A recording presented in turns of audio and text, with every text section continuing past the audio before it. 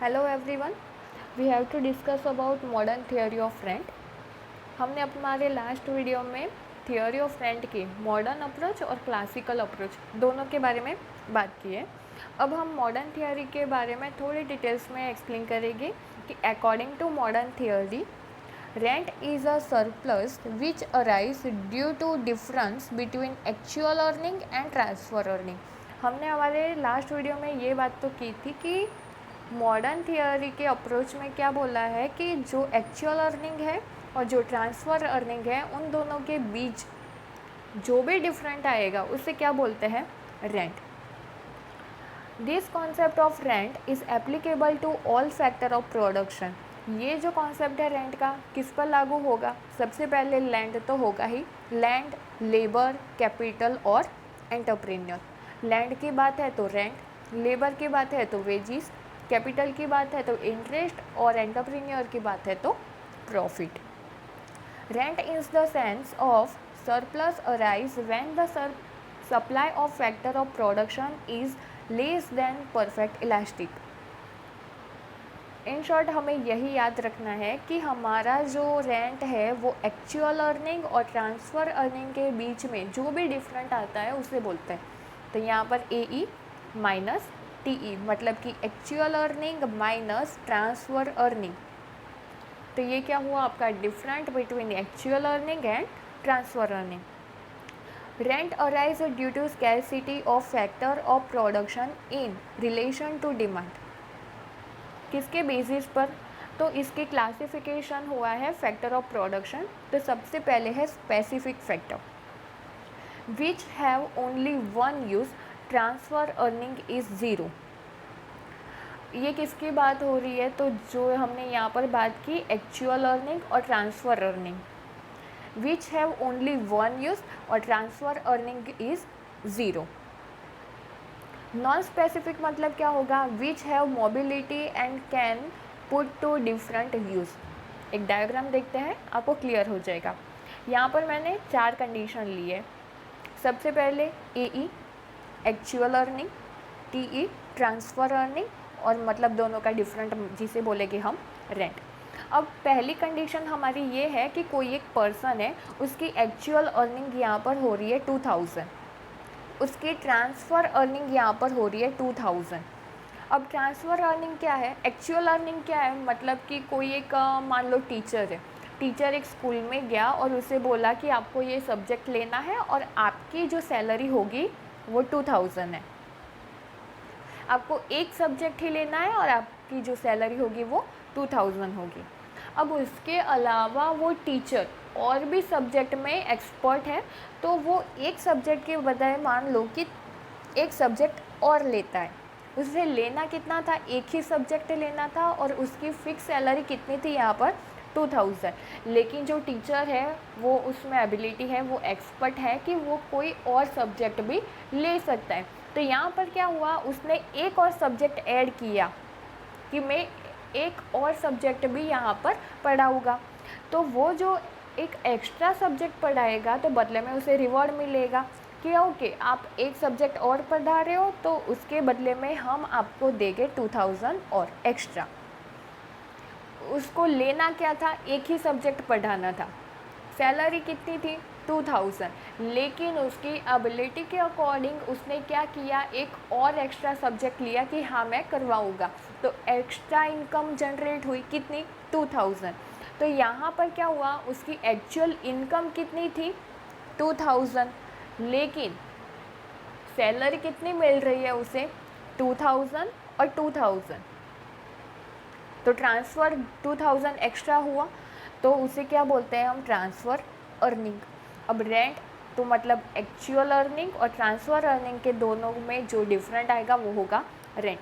यहाँ पर actual earning 2000 थी, ट्रांसफ़र अर्निंग कितनी हो रही है? 2000 हो रही है, तो रेंट क्या हो जाएगा? ज़ीरो। यहाँ पर एक्चुअल सेकंड कंडीशन की बात करें, एक्चुअल अर्निंग कितनी थी? 2000। ट्रांसफ़र अर्निंग कितनी है? ज़ीरो। तो यहाँ पर रेंट कितना हुआ? 2000। तो इसे क्या बोलेंगे? Specific factor. मतलब कि एक ही सब्जेक्ट उसे पढ़ाना था और वो एक ही काम कर रहा है। पहली कंडीशन क्या थी, नॉन स्पेसिफिक। कैसे, जैसे हमने यहाँ पर देखा which have mobility and can put to different use. Specific factor मतलब which have only one use, और ट्रांसफ़र अर्निंग जिसकी ज़ीरो होगी और वो एक ही काम कर रहा है तो उसे बोलेंगे स्पेसिफिक। तो यहाँ पर रेंट क्या हुआ 2000, एक ही काम कर रहा है। ट्रांसफ़र अर्निंग कितनी है 0, तो ये क्या हो गया, स्पेसिफिक फैक्टर हो गया। तो सप्लाई इज़ परफेक्टली इनइलास्टिक। फिर यहाँ पर थर्ड कंडीशन है कि उसकी एक्चुअल अर्निंग थी 2000, ट्रांसफ़र अर्निंग कितनी थी 1500।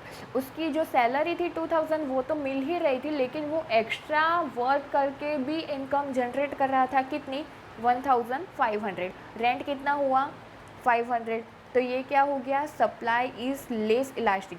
कैसे, इनकम 2000 थी और ट्रांसफ़र अर्निंग कितनी हो रही है उसकी 1500, मतलब 500 उसकी कम हो रही है यहाँ पर, तो उसे क्या बोलेंगे, लेस इलास्टिक। अगर ज़्यादा हो रही है, मतलब सैलरी उसकी 2000 थी और एक्स्ट्रा इनकम जो जनरेट कर रहा है वो उसकी एक्चुअल इनकम से भी ज़्यादा हो गया, कितने 3000, तो यहाँ पर रेंट क्या हो गया, rent will be 1000। In short आपको यही याद रखना है, एक्चुअल अर्निंग मतलब कि कोई स्पेसिफिक एक फैक्टर में ही वो जनरेट कर रहा है और उसके अलावा साइड में वो भी और इनकम जनरेट कर रहा है अलग अलग फैक्टर के थ्रू, तो उसे क्या बोलेंगे, ट्रांसफ़र अर्निंग। और दोनों के बीच का जो डिफरेंट होगा वो क्या होगा, रेंट हो जाएगा। तो यहाँ पर वही सेम बात है, लेकिन सिर्फ डायग्राम है। देयर आर 3 पॉसिबिलिटी जो हमने अभी बात की कि when supply is perfectly elastic. तो इसका मतलब क्या हुआ कि एक्चुअल अर्निंग और ट्रांसफ़र अर्निंग दोनों इक्वल हो जाएगी। तो वहाँ पर मतलब कि रेंट जो है वो क्या हो जाएगी, रेंट जहाँ पर ज़ीरो होगी, तो ये हमारी फर्स्ट कंडीशन हुई कि जहाँ पर हमारी रेंट मतलब ज़ीरो हो जाएगी और हमारी एक्चुअल अर्निंग और ट्रांसफ़र अर्निंग दोनों यहाँ पर सेम हो जाएगी। तो ये क्या हुई हमारी फर्स्ट कंडीशन, जहाँ पर हमारी एक्चुअल अर्निंग भी 2000 थी, ट्रांसफ़र अर्निंग भी 2000 थी, तो रेंट क्या हो गया हमारा 0। अब रेंट 0 हो गया तो उसे क्या बोलेंगे हम, सप्लाई इज़ परफेक्ट इलास्टिक। यहाँ पर जो पॉइंट बन रहा है उसे क्या बोलेंगे हम, supply is perfectly elastic.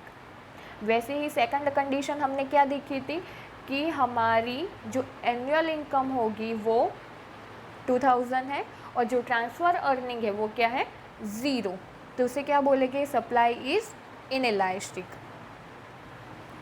Third condition क्या थी हमारी, when the supply is less than perfect elastic, मतलब कि हमारी जो एक्चुअल अर्निंग है उससे हमारी ट्रांसफ़र अर्निंग कम है, तो उसे क्या बोलेंगे हम, लेस देन परफेक्ट इलास्टिक। ये हमारी कौन सी हुई, थर्ड कंडीशन हो गई, क्लियर है।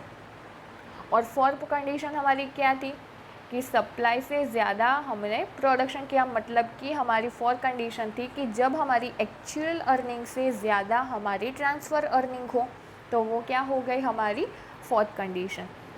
तो ये क्या हुआ आपका मॉडर्न थियोरी का कॉन्सेप्ट। कौन सा, मॉडर्न। मॉडर्न में क्या था कि लेबर के साथ साथ लैंड, कैपिटल और एंटरप्रेन्योर के जो भी रिवॉर्ड्स है वो भी इसके अंदर इंक्लूड होते हैं। This concept of rent is applicable to all the factor of production. यहाँ पर और क्या याद रखना है, रेंट का मतलब क्या होगा, डिफरेंट बिटवीन एक्चुअल अर्निंग और ट्रांसफ़र अर्निंग। तो क्लियर हो गया दोनों में क्या डिफरेंट है, और फैक्टर में कितने हो गए, 2, स्पेसिफिक और नॉन स्पेसिफिक। स्पेसिफिक फैक्टर मतलब क्या कि जिसकी ट्रांसफ़र अर्निंग 0 होगी, मतलब कोई एक्स्ट्रा इनकम जनरेट नहीं करेगा, सिर्फ एक ही फैक्टर से उसकी इनकम आ रही है। और नॉन स्पेसिफिक मतलब क्या कि अलग अलग डिफरेंट सेक्टर से भी वो अपनी इनकम जनरेट कर सकता है। तो ये हुआ आपका मॉडर्न कॉन्सेप्ट जिसके अंदर 4 कंडीशन थी। तो यहाँ पर क्लासिकल और मॉडर्न दोनों थियोरी ऑफ रेंट आपकी कंप्लीट होती है। मिलते हैं नेक्स्ट वीडियो में। Thank you so much.